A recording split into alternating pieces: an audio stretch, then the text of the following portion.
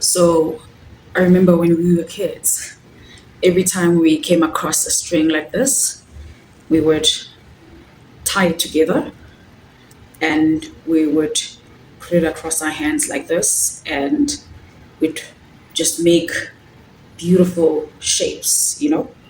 And we'd ask the other kid to put their hand in there and then we'd go poof. Oh, I just broke it. So we'd go poof. And if the string could let go of the hand, and if the hand was loose, then you were like the master of the game. And if you failed, other kids would step in and actually teach you how it's done. So now it's smaller because I just tied it. But different shapes can come through this. Other people used to know how to make duck feet using this. I don't know how they did it, but it looked weird. Yeah, I think if you kind of did this kind of thing when you were young, you should actually jump into the comment section. But what I'm trying to tell you here is that if you imagine that your life is just like this string, it's very flexible, and your life is waiting for you as the master to shape it, cut it, position it in whatever way, use it as a handband, an accessory, whatever you want. We have to apply this string philosophy into our lives in order for us to begin to see change. You are not stuck. You are not stuck. You're only stuck because, or let me just say, you think you're stuck because you do not know that you are the master of your life. Okay, how? Because God is in charge of everything. Yes, God lives in you, and you do everything through God in you. So you are the master. Okay, in this real physical world, you have to be the one that's acting and doing all the work, and God will just pour out His Spirit and He will bless your ways. Okay, let's say, for example, you had a dream of living in another country. Let's say you wanted to go live in Russia. What is stopping you? Money? No. Money is not stopping you. You need to go back to the string philosophy. You need to maneuver the string, control the string, be the master of the string, and life will present you with brilliant ideas on how you can get to your goal today. Okay? If you wanted to go to Russia and live there, money is not an issue. Okay? Did you go to the Russian embassy to find out if you qualify for a stay visa in Russia? Did you go online and check out how much the flight tickets are? Did you check, you know, the Russian lifestyle and the cost of living in Russia before you conclude and say money is an issue and therefore you're stuck where you are? Let me tell you what money is. Like my pastor once told me, money is an idea. And I think also Pastor Miles Monroe once mentioned this in his teachings. Money is an idea. You are an idea away from your goal. Okay. Let's say if I wanted to make money today, I gotta go back to the string. That's why I love this philosophy. Okay. What can I do today to make money? What value can I put into the world? What sort of ideas do I have?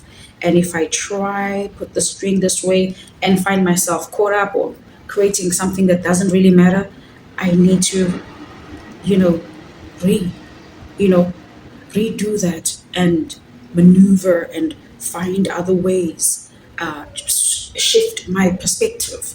You know, you are not stuck. For instance, let's say that your desired life was on the other side of the river and the river is flooding, or if the river is full, you have a lot of options. Option number one is the easiest, where you can pretend like there's nothing you can do about it. Those are the cards that you were dealt, therefore, you're going to remain where you are. That's option number one. Okay. And option number two is to take swimming lessons. Okay, you can shout across the river, hey, I see you got to the other side. I have a little bit of money. Do you mind giving me swimming lessons? That's option two. Option three, you can realize that, okay, swimming is really not your thing, and you find wood and build a boat. That might take you 2 months, 3 months because of many failed attempts. Maybe sometimes you try to, ride your boat and it sinks, and then you have to go back to the drawing board and recreate how can the boat float on water whilst carrying your weight. Okay, so the people that make it in this life are the people that have no room for excuses.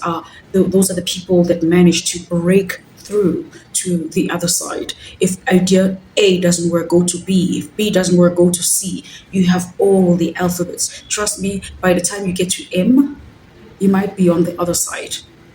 You may not need all the alphabets. Okay, so look at your life and understand that where you are is basically your doing.